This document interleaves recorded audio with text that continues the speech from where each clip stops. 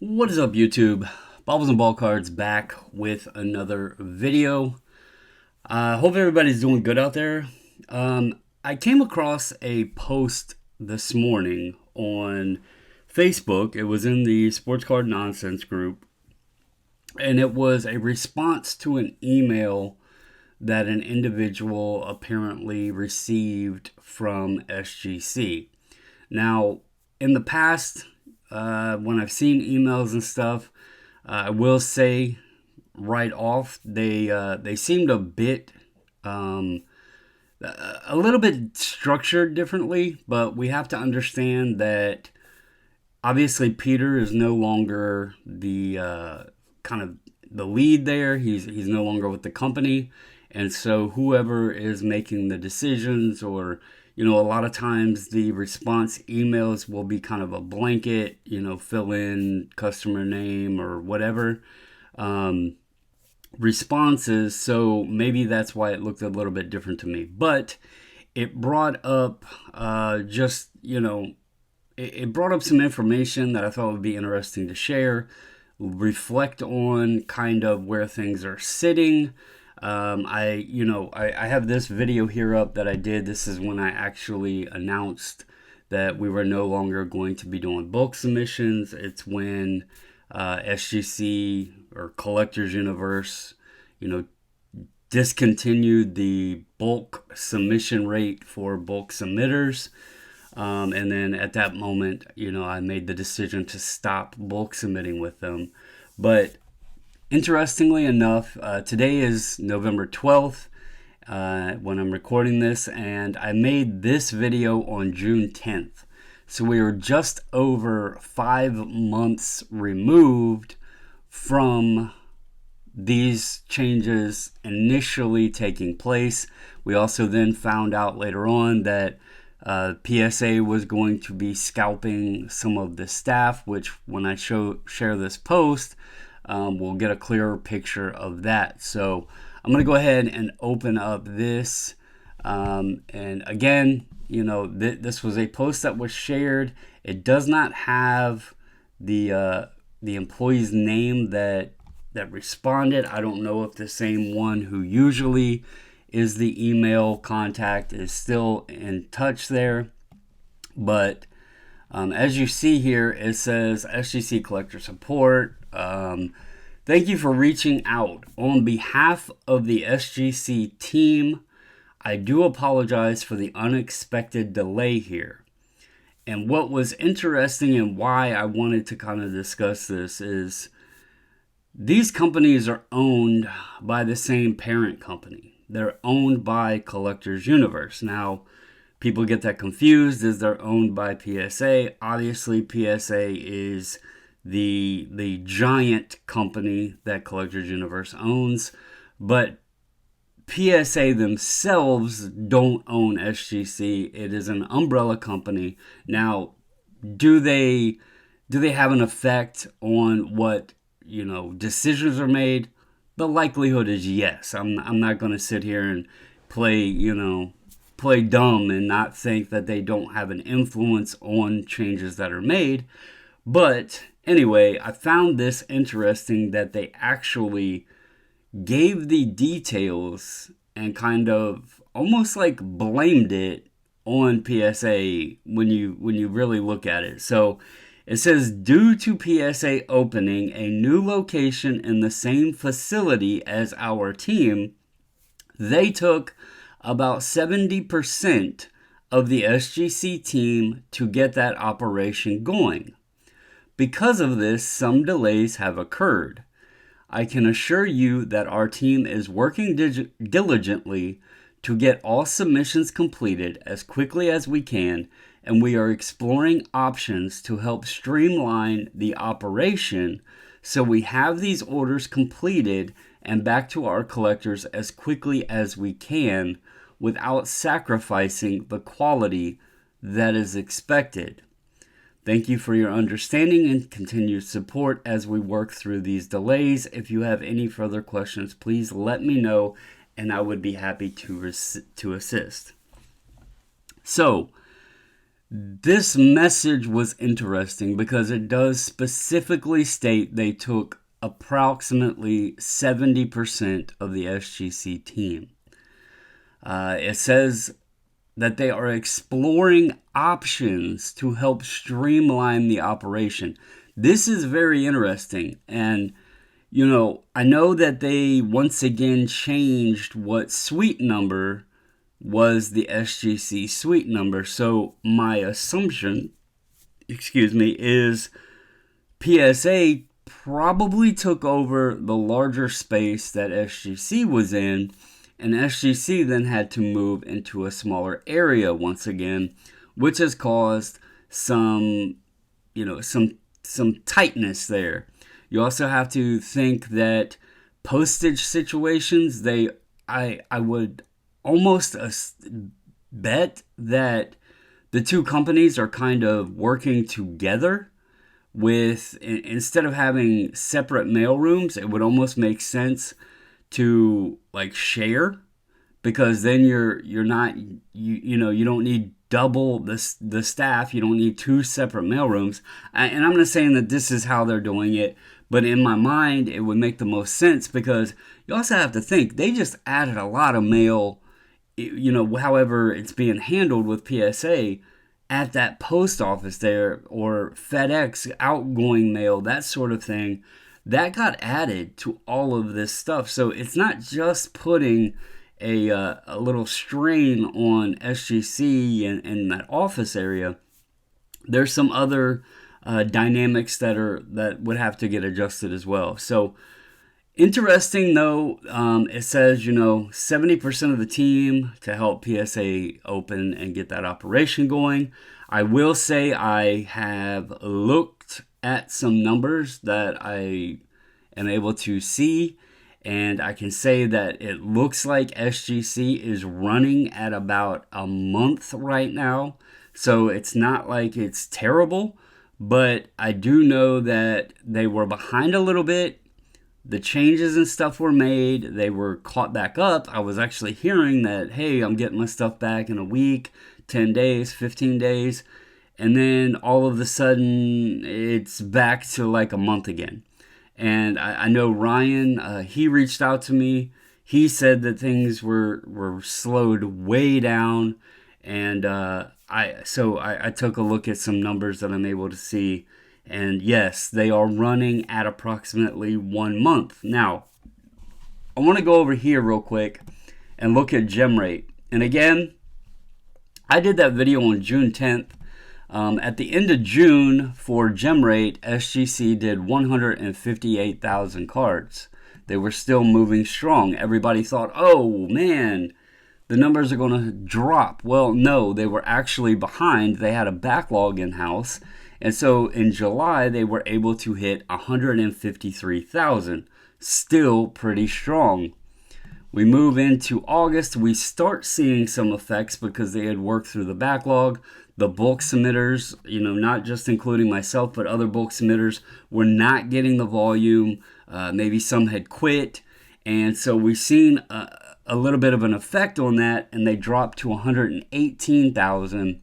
And then here in September, we seen the big hit. They dropped all the way down to 60,000. And then obviously the last month, these numbers came out just under 2 weeks ago, and they are down at 50K.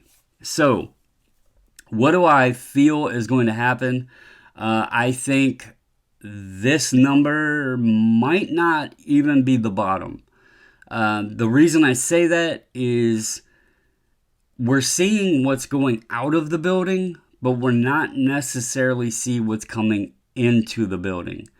And one of the big draws for SGC was that quick turnaround. Now, obviously a month isn't terrible, but it's not what a lot of the SGC supporters, a lot of people that grew to love them, a lot of people that were utilizing them, that's not going to cut it, especially if PSA is going to see similar numbers. Now, I will say I was able to look at some PSA numbers of a bulk submitter, and they weren't quite at a month, but it was just it looked like just a little bit over a month. And then that's when things are going to get really interesting, because if you could have PSA running at a similar speed as SGC or even CGC, I know a lot of people in the sports space aren't really on board with CGC, but if you look at them and you look at the price, the cost to grade and all of that, there is some elements to them to where if they were running at a similar or faster turnaround time than SGC, you could save money. You could have the JSA autograph authentication. You have the crystal clear slab, all of those things. I've already read a lot of posts of people saying everything I'm sending now is going to CGC. So this is not me pushing one way or the other. I'm just discussing what potentially could happen. I personally have not graded anything in a few months, so I want to make that clear. So this isn't like my personal preference or anything like that. You also have Beckett. Obviously, you see this 21% here, positive month over month. They hit 93K. In September, they did 77. And let's look at sports, because that's really what the focus is on. So 32K in September. And then when we go over here, 20. So they actually dropped in sports, which, that's kind of interesting. But, I've heard people saying, I'm going to go use Beckett. They don't have the upcharges, yada, yada. So I think it's still in these stages of PSA has the stranglehold. They're the giant in the room. Nobody is taking their place. It is who is the alternative. And that's where things are getting a bit interesting, a bit wonky. You can sit there and say SGC dropped off because they were all the way down at 50K, but they're number 3 still on the sports side. There has been some talk that a lot of CGC's numbers in sports are just repacks. So if that's the case, volume is volume. We know PSA gets repacks too, but if the majority is there and those repacks fell off, that would affect CGC's number. I do know, I looked before I went to do this, it says CGC is running at 50 business days for bulk, which is their cheapest tier, longest turnaround time. So take that for what it's worth. The next one up, I think it said 20 business days, and that's $17 a card for that level with $1,000 max value. So, if you look at it at that point, the $17 a card, 20 business days is roughly a month. They would be right on pace with SGC. The reason I'm mentioning this is, do they start to get more of that business, especially if SGC gets further behind than they currently are? It's all going to really depend. I love GemRate giving us the numbers that are going out the door, but I really wish that we had a way to see the numbers coming in the door. And the only way we can really gauge that is by where we're standing on turnaround time. And a lot of times that's missed. It's like, oh, well, they did 150,000 cards. Okay, but they had a backlog there. So we need to really gauge what's still flowing through the door on the front end, because that's really where the demand is going out the door. That can be throttled, honestly. And so I'm really curious how they're doing with the demand, what they're seeing. Obviously, they're not slow because they're at a month turnaround time. But I don't know where we're going to see the bottom. Remember, I did this video. This was 3 months ago. I kind of just played around with some numbers based on what their current projections were at that time. And now we know that apparently 70% of the staff. Now, I don't know if they replaced any of that 70%. But, if they took 70%, we got to assume they're running at 30% of what they used to, 30% capacity. So I was projecting right here at a 75% reduction, which would mean they're running at 25% of their staff that they currently had. So I guess we would be right in here. You could kind of call it like 525,000. If they're running at 50K a month, obviously you can do the math. That's 600,000. So the 70% from that message would kind of line up, especially based on these numbers and what we're currently seeing, because they would be running at a 70% reduction, which would put them right in here.